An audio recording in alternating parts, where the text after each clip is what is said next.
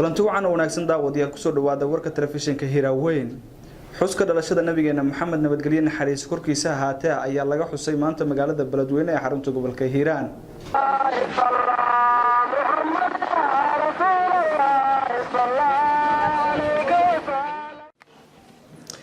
boqolaal shacab ayaa maanta ka qayb galay munaasabad lagu weyneynayo xuska dhalashada nabigeena Maxamed nabadgelyo naxariis korkiisa ahaatee oo lagu qabtay magaalada Beledweyne ee xarunta gobolka Hiiraan dadkii ka qayb galay xuska ayaa socod dheer ku maray wadada halbowlo oo ah magaalada iyagoo qaadaya salliga nabigeena Maxamed nabadgelyo naxariis korkiisa ahaatee waxaana ugu dambeyn ay isugu tageen barxadda iskuul Xawtaako qaar ka mid ah culimada munaasabada ka qayb galay ayaa waxay ka sheekayeen faa'iidada ay leedahay in la xuso markii uu dhashay nabigeena Maxamed nabadgelyo naxariis korkiisa ahaatee bishaan waa bishii jacaylka muuminiinta iyo muuminaadka u tahay waa bishii faraxa iyo suruurka lagu farxay dhalashada khayrul anaam waa bishii la dhalay saaxibul quraan iyo hanuunka waa bishii idcaamu tacaam cala alfuqaraa wal masaakiin waa bishii siirada rasuulka iyo amaantiisa waa birtal bisha looga caraysiyo gaalada iyo munaafiqiinta iyo wasadaajiimaha iyo raacooda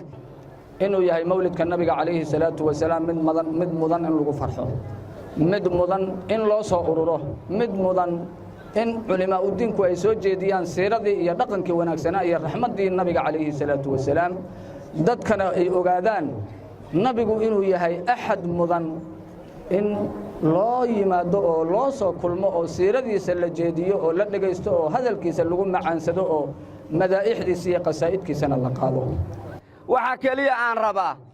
saqiir iyo kabiir nis iyo rijaal inta imaqlayso rag iyo dumarba oo magaalada tani Beledweyne sida nabiga ugu weyneynaysa calayhi salaatu wasalaam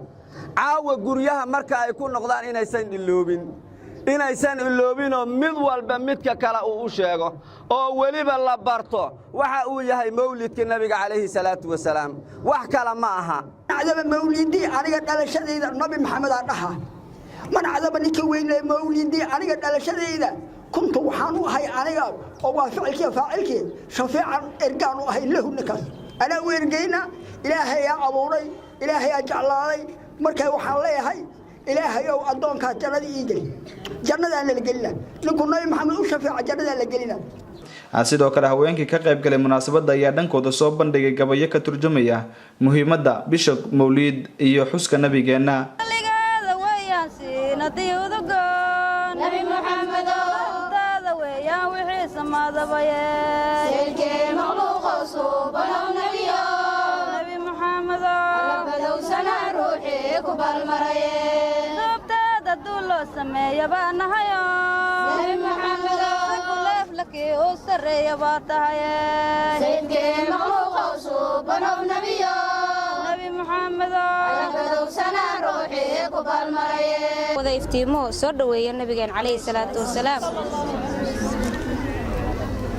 mixna socota waaga siirada tilmaantay yaan safku ila tagin sallallahu wa duco nin salaamay nabigi ka radiyo salaanto nin jaceylka saansaday siiraadku gudbaayo war jaceyl siyaada suruntiisa baaro sunnihiisa weeshada kolku soofsho xoolaha subaxdaas malaa'igo sadrigiisa jeexo saqmiga xumaanaha surmada ibliis dago siyar looga soo qabay samsamkiina lagu meeyr xigmad iyo la sii qalbi dadka uga sarreyn karo subxaanka isku caabido iimaanka ka sii daran ilaahay ku sii shubay ilma saarin aabe sabi hooyadii tabay habarliyo ku soo koray silac iyo muxuu ciil u samraa adduunyada dunida muslimka ayaa intooda badan waxa ka socda munaasabada lagu weyneynayay dhalashada nabigeena Maxamed nabadgelyo naxariis korkiisa ahaatee ku beegan 12 bisha mawlid